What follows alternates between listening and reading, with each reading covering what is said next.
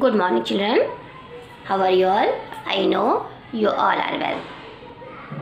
आप जानते हो कि आपका ऑनलाइन एग्ज़ाम अभी नज़दीक है, इसलिए मैं लेसन नंबर 2 का वर्ण का रिवीजन करवाऊंगी। रिवीजन में मैं सिर्फ मुख्य बातों को बताऊंगी ताकि अगर पूरे लेसन में से कुछ भी आता है तो आपको अच्छे से समझ में आ जाए। तो वर्ण क्या है? वर्ण भाषा की सबसे छोटी इकाई होती है। क्या होती है वर्ण? वर्ण भाषा की सबसे छोटी इकाई होती है। और क्या होता है?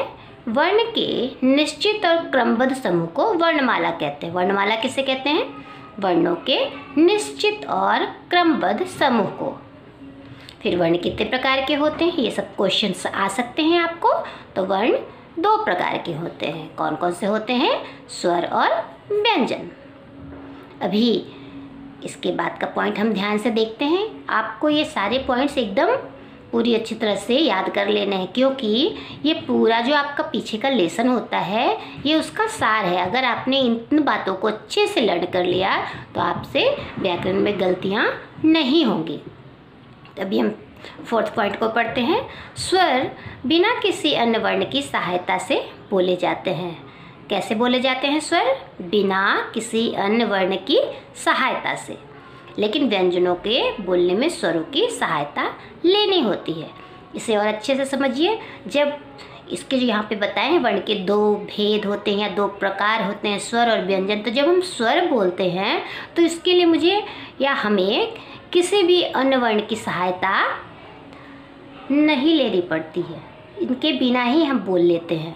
लेकिन जब हम व्यंजनों को बोलते हैं तो हमें स्वरों की सहायता लेनी पड़ती है। तो ध्यान देना है कि स्वर में सहायता नहीं लेनी पड़ती है और व्यंजन में सहायता लेनी पड़ती है। अभी नेक्स्ट पॉइंट देखते हैं। स्वरों का प्रयोग उनके मूल रूप में होता है। किस में होता है स्वरों का प्रयोग? उनके मूल रूप में होता है। अभी नेक्स्ट पॉइंट देखते हैं।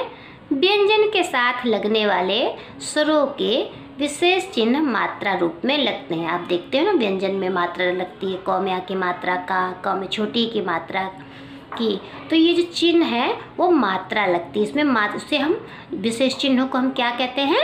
स्वरों में लगने वाले विशेष चिन्हों को मात्रा कहते हैं, या ये मात्रा के रूप में लगते हैं। और संयुक्त अक्षर या संयुक्त व्यंजन, व्यंजन जो होते हैं क्या है? छोटे छोटे ये सब क्या अक्षर ही हैं। तो संयुक्त व्यंजन जो है 4 होते हैं। कौन कौन से? अक्षर, त्र, ज्ञ और श्र। ये पूरा इस पूरे लेसन का सार है, मतलब सारांश है। तो अगर आपने इन सभी चीज़ों को अच्छे से पढ़ लिया तो कभी भी आपको वर्ण को पहचानने में कभी भी गलतियाँ नहीं होंगी। आगे हम देखते हैं। देखो बच्चों, इसमें लिखा है अनुस्वार क्या होता है। तो अनुस्वार किसी भी वर्ण के ऊपर लगने वाले बिंदु को हम लोग क्या कहते हैं? अनुस्वार कहते हैं। और इसका उच्चारण नाक से होता है। जैसे पंख, भंग, अंग आदि ये सब अनुस्वार के उदाहरण है। उसी तरह अनुनासिक किसे कहते हैं? ये देखो, चंद्र बिंदु जो वर्ण के ऊपर लगने वाले चंद्र बिंदु को अनुनासिक कहा जाता है। इसका उच्चारण नाक और मुंह दोनों से होता है। जैसे पूंछ, छांव, पाँच, सांप आदि। इसके बहुत सारे उदाहरण भी हैं। आगे हम देखते हैं। अभी व्यंजन किसे कहते हैं? जिन वर्णों को बोलने में स्वर की सहायता लेनी पड़ती है उसे हम व्यंजन कहते हैं। और इसी के विपरीत स्वर किसे कहते हैं? जिसको बोलने में किसी भी चीज़ की सहायता नहीं लेनी पड़ती है उसे स्वर कहते हैं। अभी संयुक्त व्यंजन किसे कहते हैं? एक से अधिक व्यंजनों से मिलकर बनने वाले शब्द को संयुक्त व्यंजन कहते हैं। जैसे ज्वर। अब यहाँ पे देखो, ज और वो जो है ये संयुक्त व्यंजन है। उसी तरह 11, ये ग और य जो है वो संयुक्त व्यंजन है। तो इस तरह से लिखे हुए शब्द जो होते हैं वो संयुक्त व्यंजन के उदाहरण होते हैं। उसी तरह द्वित्व व्यंजन क्या होता है? जब किसी शब्द में एक ही व्यंजन एक से अधिक बार आए तो उसे द्वितीय व्यंजन कहते हैं। जैसे खट्टा, इसमें 2 बार ट आया है। देखो खट्टा। कच्चा, कच्चा में 2 बार च आया है। तो ये द्वितीय व्यंजन के उदाहरण है। इसके अलावा वर्णों का विच्छेद किया जाता है। वर्णों का विच्छेद क्या किया जाता है? किसी शब्द में आए वर्णों को अलग अलग करके लिखने को वर्ण विच्छेद कहते हैं। इसलिए विच्छेद किया जाता है ताकि उसे अच्छे से पढ़ा जा सके। अभी अचल में, अचल के अंदर में कौन कौन से वर्ण छिपे हुए हैं इसको जानने के लिए इसको विच्छेद किया जाता है, यानी कि अलग किया जाता है। तो अ के साथ कुछ नहीं जुड़ा क्योंकि ये स्वर है, और फिर लेकिन च के साथ अ जुड़ा हुआ है, तो च हलंत अ। फिर ल के साथ अ फिर से जुड़ा है, तो ल हलंत अ। तो जब भी हम संधि विच्छेद करते हैं तो सारे वर्णों को अलग अलग करते हैं, और इसे ही हम संधि विच्छेद भी कहते हैं और वर्णों को अलग करना भी कहते हैं। तो ये सब कुछ मुख्य बातें हैं जो मैं आपको बता रही हूँ। अभी वर्णमाला देखिए। वर्णमाला क्या आता है? जब वर्ण, स्वर और व्यंजन एक निश्चित क्रम में एक साथ लिखे जाते हैं उसे वर्णमाला कहते हैं। और आपको तो पता ही है इंग्लिश अल्फ़ाबेट में 26 अक्षर होते हैं, उसी तरह हिंदी भाषा में 46 वर्ण हैं और 11 स्वर हैं। कुल मिलाकर ये 35 व्यंजन इसमें और हैं। तो भाषा में वर्णों के एक निश्चित क्रम में बंधे समूह को वर्णमाला कहते हैं। अभी र का भी प्रयोग बहुत तरह से होता है। तो कैसे होता है?